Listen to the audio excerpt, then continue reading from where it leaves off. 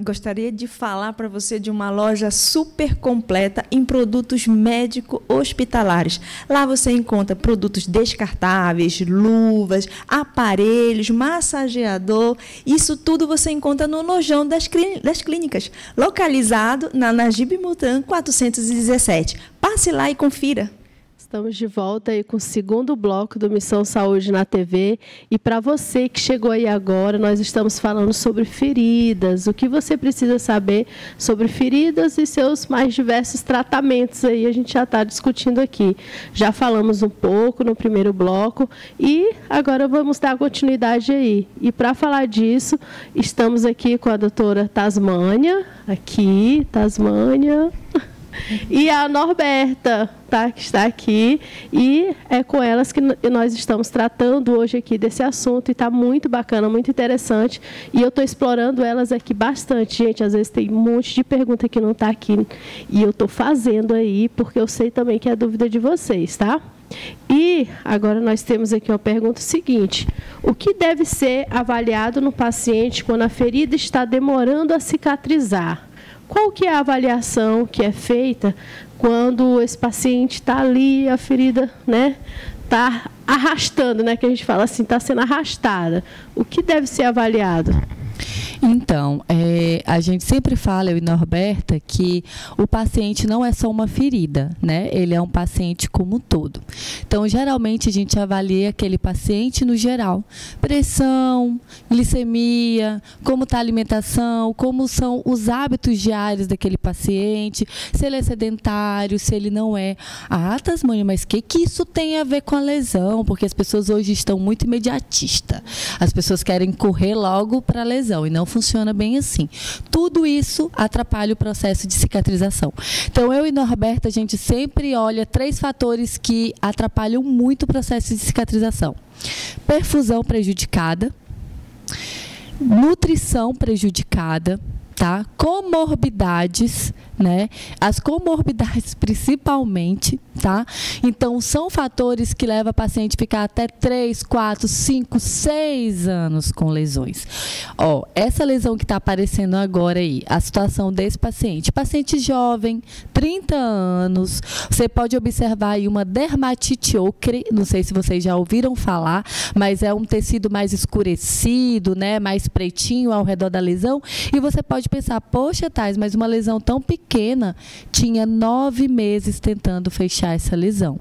O que vocês pensar, ele usou até Gelox. E aí, no dia que ele usou Gelox, ele disse, agora sabe, ardeu.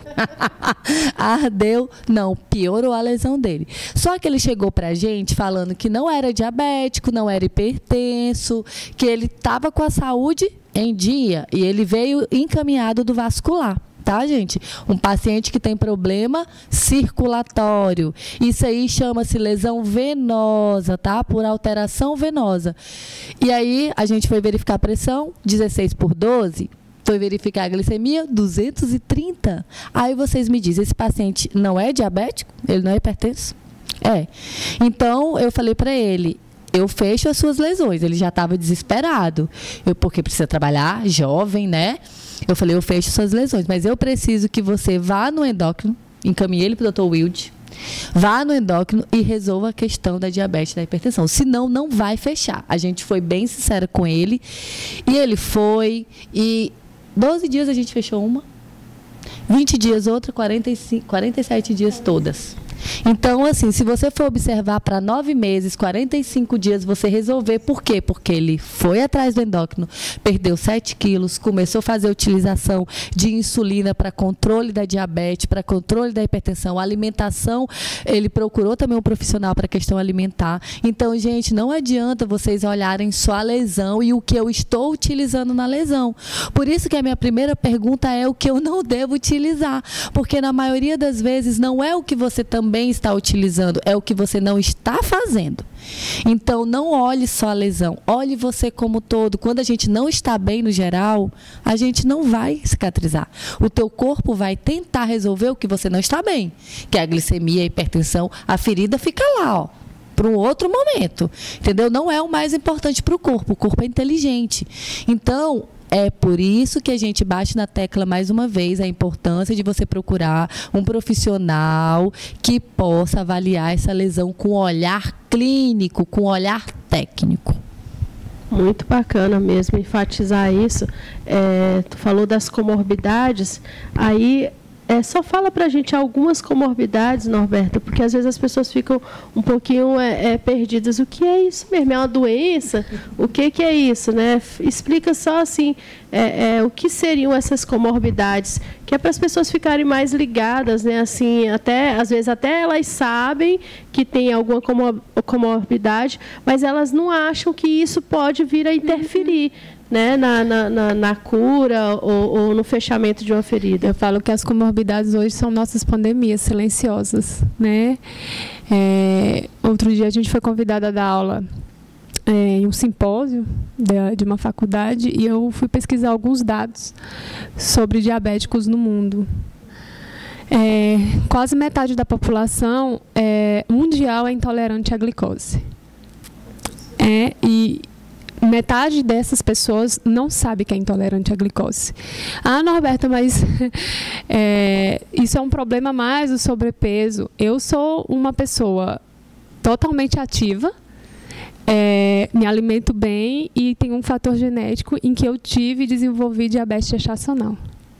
Não continuei depois porque eu já sabia, tinha conscientização, mas eu sou uma pessoa que, se não cuidada, tenho 50% de chance de desenvolver diabetes quando mais idosa.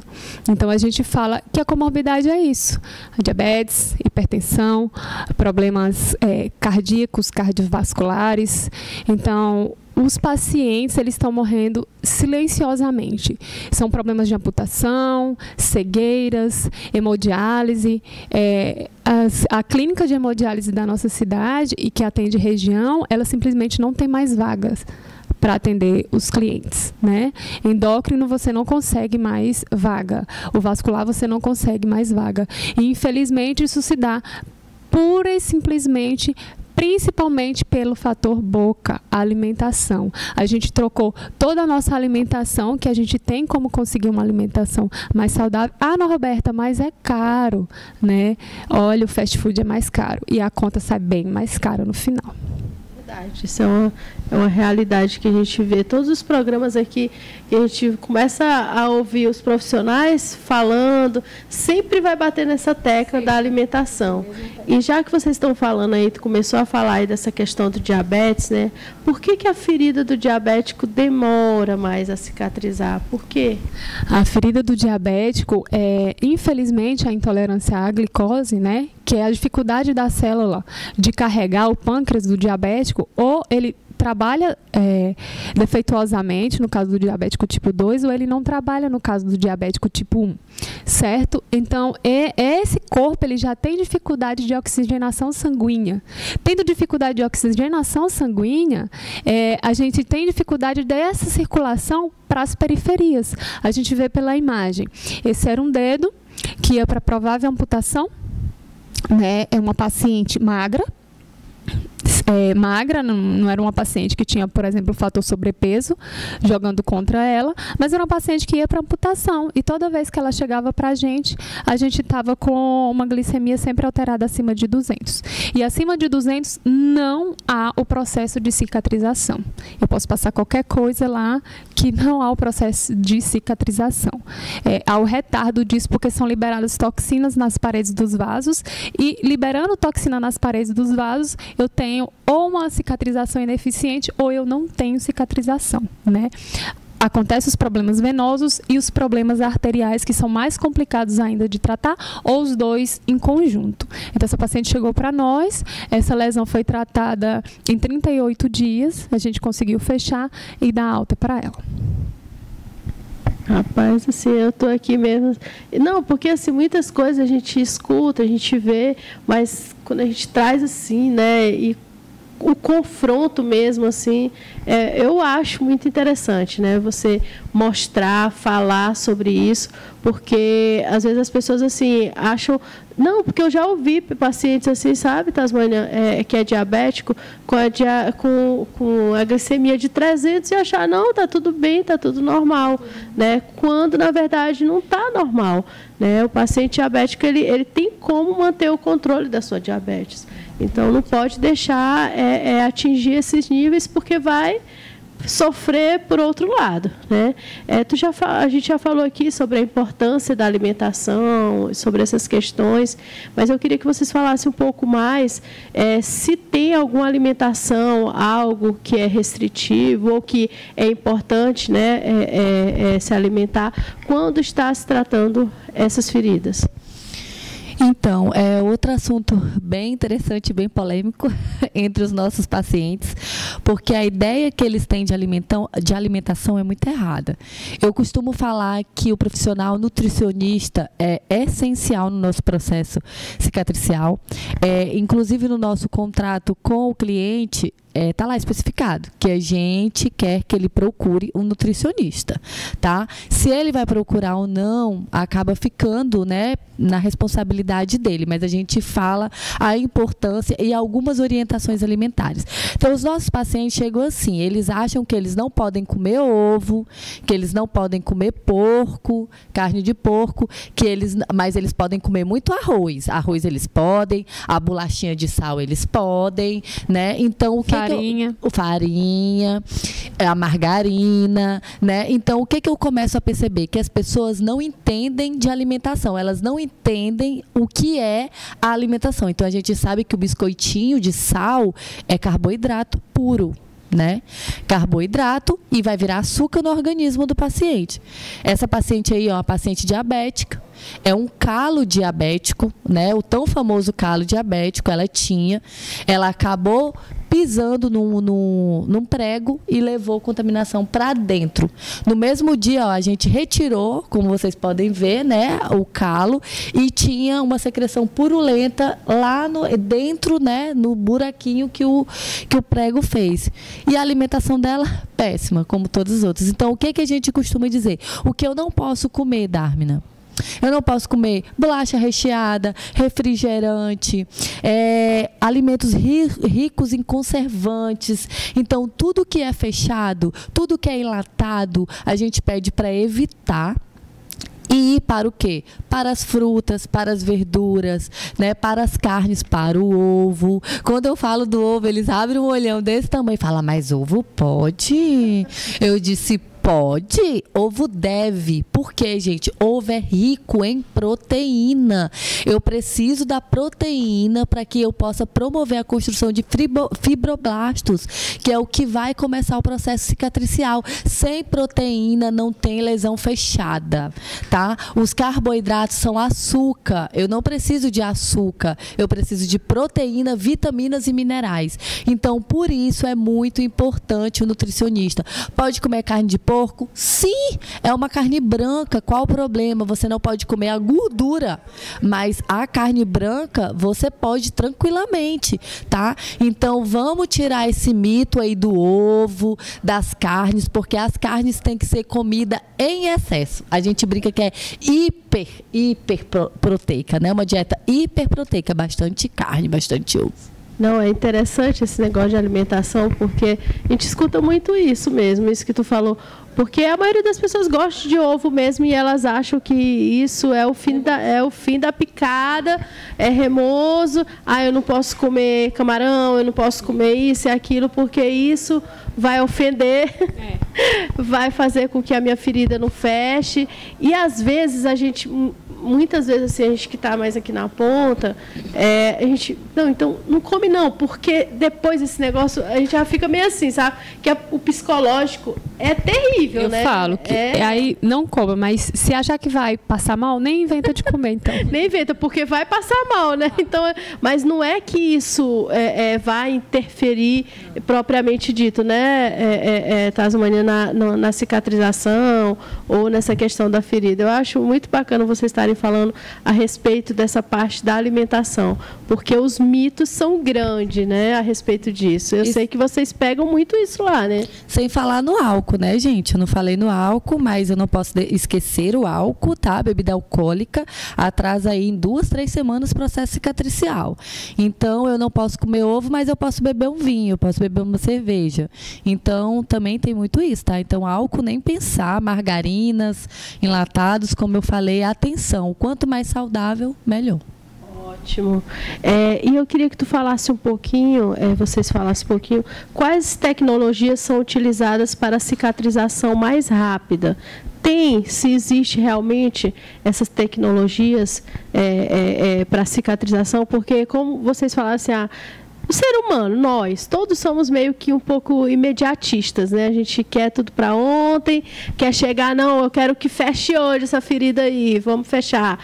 Tem alguma máquina, igual eu brinco com uma colega minha, né? Que ela é fisio, a Adelaine. Eu brinco com ela, eu falo assim, no dia que chegar uma máquina aí que eu possa entrar e ficar magra, você me avisa que eu vou aí, tá? Porque a gente é muito assim, né? Mas eu queria que vocês falassem se existem essas tecnologias. Sim, nós trabalhamos, são as terapias adjuvantes. Uma delas é o laser, o famoso laser, que a gente usa, inclusive, como antimicrobiano. Ele em contato com um produto que a gente tem chamado de azul de metileno, uma concentração específica, jogado à luz em joules certos, ele libera uma substância chamada oxigênio singleto, que ele mata sufocado todo tipo de micro-organismo, seja bactéria, seja fungo, né? Existe a tecnologia de PRP, que é realizada punção no paciente, centrifugado o sangue, retirado o plasma rico em plaquetas e colocado na lesão. Existe a ozonioterapia, existem N's, né? Tem a câmara hiperbárica também. Existem N's, a terapia VAC, que a gente, se não me engano, somos pioneiras e acho que as únicas que instalam aqui no interior. Eu já ia fazer essa pergunta assim. Aqui em Não, porque eu sempre gosto de fazer para que as pessoas possam realmente saber o que estão ao seu alcance, né? Esses tratamentos que tu já falou aí, alguns aí, tem em Marabá? Já Sim. faz em Marabá? A terapia VAC temos. Nós temos. Top demais. Nós estamos chique, né? Marabá está chique demais. Nós instalamos, tem o momento certo de ser instalado na lesão, tem os critérios, né? Até porque a terapia em si, ela precisa ser totalmente analisada para poder ser instalado no paciente, e todo o manuseio do equipamento e os produtos que são necessários para poder instalar, a gente tem que observar, porque o pedido é feito sob medida para cada cliente. Mas o que a gente bate muito na tecla, eu e a Thais, que as pessoas procuram a gente, né, quando mandam mensagem ou ligam, vocês fazem laser? Fazemos, mas eu posso fazer 1000 sessões de laser. Se eu não limpar a ferida de maneira correta, eu não vou cicatrizá-la. O que é mais importante, quer seja até uma limpeza simples com soro fisiológico, que a gente sabe que não remove a carga bacteriana, mas uma limpeza feita de maneira correta, né, uma asepsia feita de maneira correta, ela vai aumentar o poder de cicatrização. Então, o que a gente bate muito na tecla, não adianta as terapias adjuvantes, senão o bom feijão com arroz feito de maneira correta, que é a limpeza da ferida, né? Toda a permeabilização, e principalmente bato na tecla corretamente, que a Thais sabe que eu sou bem chata com os pacientes quando eles vão lá com lesão molhada, né? Não tem cuidado na hora do banho. São as orientações que a gente dá para esse paciente. O paciente, ele não é só uma ferida, né? O paciente é como um todo. Então, a cicatrização, ela acontece. Quando o paciente procura a gente para fazer tratamento, a gente especifica. Você não vai lá fazer uma sessão, você vai lá fazer uma consulta de enfermagem. Muito bacana. Tem algo para falar a respeito disso? Quer completar? Sim. Essa questão que a Norberta colocou, né, das terapias adjuvantes, é porque as pessoas têm colocado muito elas em evidência e têm esquecido do principal, né, do feijão com arroz que a Norberta fala. Hoje, Darmin, a gente não utiliza mais soro fisiológico, né? Hoje nós temos produtos específicos com PHMB, que é um tipo de polímero que mata qualquer tipo de micro-organismo, porque ele age na membrana, ele não age age na célula comendo de pouquinho, igual é um antibiótico. Então, ele mata tudo. Então, ele sempre vai ser mais ágil do que o soro fisiológico. Então, só isso já é algo que vai acelerar o processo de cicatrização, né? Então, é importante a pessoa que está com essa dificuldade procurar o profissional, o especialista, justamente porque ele vai ter as orientações. Se ele não puder continuar o tratamento, ele pode ter os produtos, porque nós começamos a vender pela dificuldade de encontrar em Marabá, começamos a vender, a gente vende os produtos e faz toda a orientação, a gente não tem receio de orientar como ele vai fazer. Claro, né? Não é igual como a gente devido à técnica, mas vai funcionar também, tá? Então, a questão da cicatrização mais rápida é tudo que nós falamos. É o produto, é o laser, é não molhar, é comer direito, né? É tudo isso junto, não é uma coisa só. É como se fosse assim, um pacote, né? É um pacote de situações, de questões, e que precisam, cada uma, no seu momento certo, ser analisada, né?